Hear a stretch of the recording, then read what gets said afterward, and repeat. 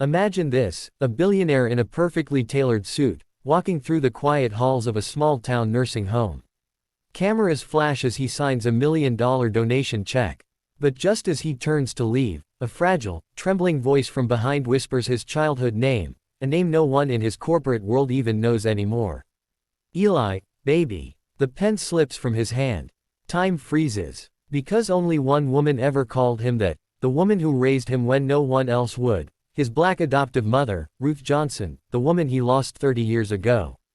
Hey everyone, before we dive deep into this emotional true-to-life story, hit that like button, subscribe, and stay with me till the end, because the twist waiting at the end will remind you what real love looks like.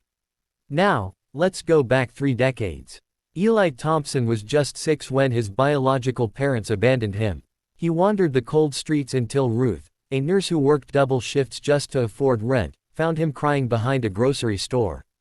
She didn't have much, but she took him in anyway. Ruth was warmth in human form. She made pancakes shaped like hearts, sang gospel while washing dishes, and told Eli every night, "You ain't gotta be rich to be loved, baby, just good." But life isn't fair to kind souls. When Ruth's health started to fail, she couldn't keep up with work. Bills piled up, eviction notices came, and a caseworker took Eli away. He was placed in the system, bounced from one foster home to another. And one day, he was just gone. Ruth never stopped looking for him, but records got lost, and years turned to decades. Meanwhile, Eli grew up. He studied hard, driven by the memory of Ruth's voice pushing him forward. Be good, baby. He worked through college, started a small tech company, and by his 30s, became one of the youngest millionaires in Silicon Valley. On magazine covers, he was Eli Thompson, the self-made genius. But inside, he always felt empty, like a chapter of his life had gone missing. Fast forward to the present day. Eli was standing inside Golden Years Nursing Home, a small, struggling facility on the outskirts of town. He came to make a charitable donation, another PR move, his assistant said. He smiled for the cameras, shook hands with the director, and then started walking down the hallway, where a faint melody floated through the air. It was an old gospel hymn, the same one Ruth used to hum. He froze. His heart began to pound. Following the sound, he stepped into a dim room, where an elderly woman sat in a wheelchair, her silver hair tied back, eyes dim but familiar. She looked up slowly. Eli, is that you, baby? For a second, he thought he was dreaming.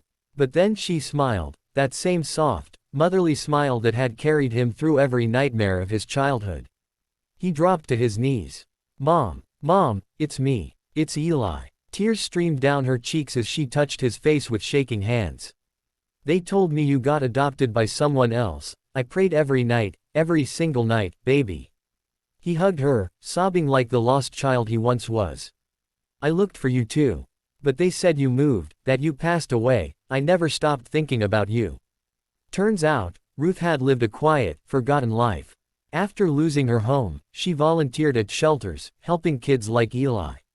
Eventually, her health worsened, and she ended up in this nursing home. No family, no visitors, her name forgotten in the system. Eli stayed by her side for hours, ignoring the flashing cameras outside.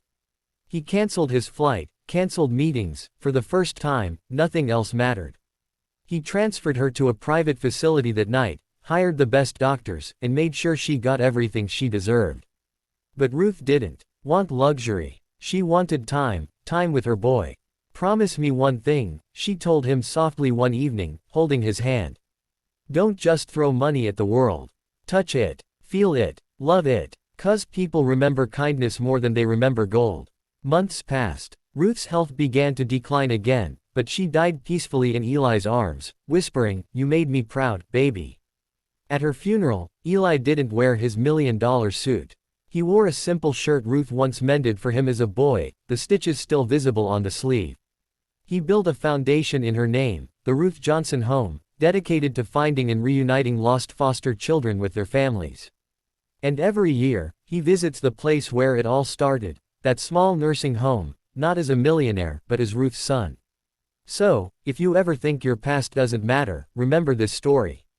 Because sometimes, the people who love you the most aren't the ones who share your blood, they're the ones who choose you when no one else will. If this story touched your heart, don't forget to like, share, and subscribe, because somewhere out there, someone's waiting to hear that love never truly gets lost. It just finds its way home.